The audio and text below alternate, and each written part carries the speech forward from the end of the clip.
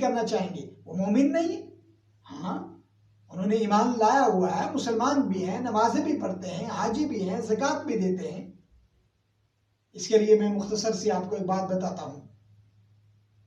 مثال کے طور پر ہمارے یہاں، ہمارے معاشرے کے اندر، ہماری سوسائٹی کے اندر اگر کسی نے ہزاروں لاکھوں پیسے لگا کر ایک کوٹھی تعمیر کی، ایک بنگلہ تعمیر کیا، ایک مکان تعمیر کیا، اس کے بعد کیا کرتا ہے وہ؟ اس کے بعد کام یہ کرتا ہے کہ اس مکان کے دروازے پر یا اس صحن میں جہاں سے سب آ جا رہے ہوں یا اوپر سامنے چھت پر ایک جوتی کو لٹکا دیتا ہے یا جانوروں کے سینگ لٹکا دیتا ہے. پیچھے نظریہ اور عقیدہ اس کا یہ ہوتا ہے کہ اس کے ذریعے سے اس کوٹھی کی حفاظت ہوگی اور نظر بد سے بچ جائے گی. حالانکہ اسلامی نقطہ نظر، اسلامی تعلیمات نظر بد کے سلسلے میں کیا ہے وہ آپ جانتے ہیں. اب بتائیں نا، ایک آدمی سفر کر رہا ہے، سفر کرتے کرتے راستے میں اگر آگے سے بلی کا گزر ہو گیا تو فوراً وہی راستہ بند کر دیتا ہے. تو عقیدہ کیا ہے کہ بھائی بلی آ گئی، مجھے بتلا دیا گیا. ایک آدمی سفر کا ارادہ کرتا ہے، کوئی جانور جیسے پہلے زمانے میں ہوتا تھا کوا ہے، وہ دائیں طرف بائیں طرف بول گیا تو سفر منقطع ہو گیا. پھر جو آج جو مزارات پہ ہو رہا ہے، لوگ جا کر طواف کر رہے ہیں، سجدے کر رہے ہیں، اپنی پیشانیاں رگڑ رہے ہیں، وہاں پر دھاگے باندھ رہے ہیں، وہاں پر برتن چڑھا رہے ہیں. عقیدہ اور نظریہ کیا ہے اب جانتے ہیں. پھر بھی اس کے بعد شرک. اگر شرک نہیں ہے تو اللہ کے نبی صلی اللہ علیہ وسلم نے شرک سے اس قدر متنبع کیا من مات مشرکا فقد دخل النار، کہ جو شرک کی حالت میں چلا گیا وہ جہنم میں جائے گا. حضور نبی اکرم صلی اللہ علیہ وسلم نے جس جگہ پر بیعت رضوان ہوئی، اس درخت کو سیدنا عمر بن خطاب رضی اللہ عنہ نے کیوں کٹوایا تھا؟ پھر حضرات صحابہ اکرام رضوان اللہ تعالی علیہ مجمعین نے اللہ کے نبی صلی اللہ علیہ وسلم سے یہ خواہش ظاہر کی کہ ہم آپ کو سجدہ کریں، چونکہ ہم نے دنیاوی بادشاہوں کو دیکھا ہے کہ انہیں ان کی رعایا سجدے کرتی ہے.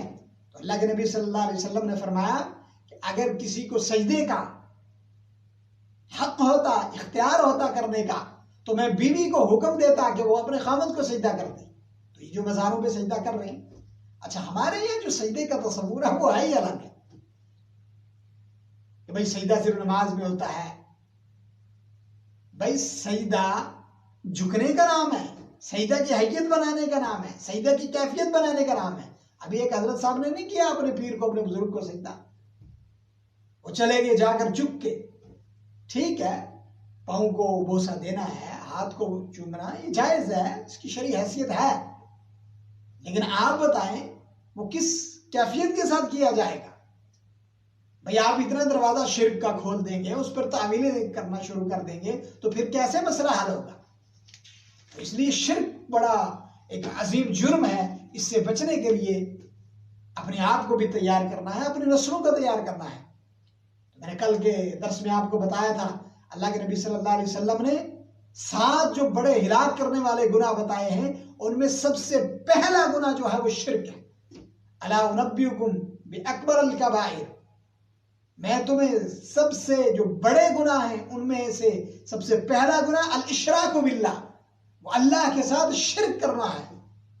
اجتنبوا السبع الموبقات، 7 ہلاک کرنے والی چیزوں سے بچو. فذکر منها الشرک، اس میں سے ایک شرک کو ذکر کیا. اور پھر امام ذہبی رحمہ اللہ ایک روایت یہاں پر لاتے ہیں، من بدل دینہ فاقتلوہ، کہ جو دین کو بدل دے اس کو قتل کر ڈالو. کیا دین کی تبدیلی نماز کی تبدیلی کا نام ہے، روزے کی تبدیلی کا نام ہے، زکوٰۃ کی تبدیلی کا نام ہے، حج کی تبدیلی کا نام ہے، معاشرت کی تبدیلی کا نام ہے، اخلاق کی تبدیلی کا نام ہے، لین دین کی تبدیلی کا نام ہے؟ نہیں، بلکہ سب سے پہلے جو تبدیلی کا نام ہے وہ اللہ کے ساتھ شرک کرنا ہے. قرآن مجید کا آپ مطالعہ کریں گے. اچھا عام طور پر کہا جاتا ہے شرک کی تعریف کریں، شرک کہتے کس کو ہے؟ لغت کے اندر جو شرک ہے وہ کسی ذات کو، کسی شخصیت کو اللہ کا ساجی، اللہ کے برابر عبودیت میں شریک کرنا. اور شرعاً جو شرک کی تعریف سلف سے منقول ہے، اللہ کی ذات میں، اللہ کی صفات میں، اللہ کے اسماء میں اللہ جیسا کسی کو سمجھ کر، اب لوگ کہتے ہیں جی ہم تو اللہ جیسا نہیں سمجھتے، بندہ سمجھ کے کرتے ہیں، تو بندے کو اللہ نے وہ اختیارات ہی نہیں دیے ہیں۔ اللہ کے جو اختیارات ہیں وہ اللہ کی ذات کے پاس ہیں، اللہ کے علاوہ کسی کے پاس نہیں۔ ہم نماز میں کھڑے ہوتے ہیں، اللہ سے اقرار کرتے ہیں ایاک نعبد و ایاک نستعین، اے اللہ ہم تیری ہی عبادت کرتے ہیں اور تجھ ہی سے مدد مانگتے ہیں، اور بار آ کے کہہ رہا ہے یا رسول اللہ مدد، یا علی مدد، یا غوث مدد۔ یہ کیا ہے؟ یہ شرک نہیں تو اور کیا ہے؟ تو میرے بھائیو، شرک ایک ایسا جرم ہے، اگر اعمال میں کوتاہی ہوئی، اعمال میں سستی ہوئی، بخشش کا امکان ہے، لیکن اگر شرک ہوا، شرک کی وجہ سے دنیا سے چلا گیا، تو میرے بھائیو، بزرگوں، نوجوانوں، غور کرنے کی ضرورت ہے۔ اپنے آپ کو ہلاک کرنے والی بات ہے، تباہ کرنے والی بات ہے۔ اس لیے آج کے درس کا خلاصہ یہی ہے کہ اپنے آپ کو، اپنی نسلوں کو شرک سے بچانا ہے۔ شرک کے جراثیم کیسے آتے ہیں؟ وقت نہیں ہے، حضرت نوح علیہ السلام کی قوم کا ذکر سورہ نوح کے آخری رکوع کے اندر موجود ہے۔ وَلَا يَغُوثَ وَيَعُوقَ وَنَسْرَ وَقَدْ أَضَلُّوا كَثِيرًا۔ یہ یعوز، نصر، ود، سواع، یہ کون تھے؟ یہ وہ تھے جن کا ذکر حضرت ابن عباس نے اپنی تفسیر کے اندر کیا ہے۔ یہ نوح علیہ السلام کی قوم کے صالح تھے۔ زمانہ جو تبدیل ہوتا گیا، تعظیم سے ہوتے ہوتے آخر میں لوگوں نے انہی کو پوجنا شروع کر دیا۔ اس لیے اللہ کے نبی صلی اللہ علیہ وسلم نے فرمایا اللہم لا تجعل قبری وثنا یعبد، کہ اے اللہ میری قبر کو سجدہ گاہ نہ بنانا۔ اللہم لا تجعل قبری عیدا، اللہ میری قبر کو عید کا، میلے کا، ٹھیلے کا مرکز نہ بنانا۔ اور اللہ کے نبی صلی اللہ علیہ وسلم کی وہ دعا قبول ہوئی کہ کوئی بھی آدمی اللہ کے رسول صلی اللہ علیہ وسلم کی قبر تک نہیں جا سکتا۔ یہ جہاں پر سنہری جالیاں ہیں، اللہ کے نبی صلی اللہ علیہ وسلم کا مزار سے کافی دور ہے، فاصلے پر۔ تو اس لیے میرے بھائیوں، شرک سے بچنا ہے۔ شرک کیسے آتا ہے ہمیں پتہ ہی نہیں چلتا۔ ہماری خواتین میں، ہماری بچیوں میں، ہمارے نوجوانوں میں، ہمارے معاشرے میں، ہم مزارات پہ جا کر دیکھتے ہیں عورتیں کیا کر رہی ہیں، اپنے کپڑے لٹکا رہی ہیں، اپنے دھاگے باندھ رہی ہیں۔ اگر وہاں کسی کو کہا جائے، بات کی جائے، تو وہ مرنے مارنے پہ تل جاتا ہے۔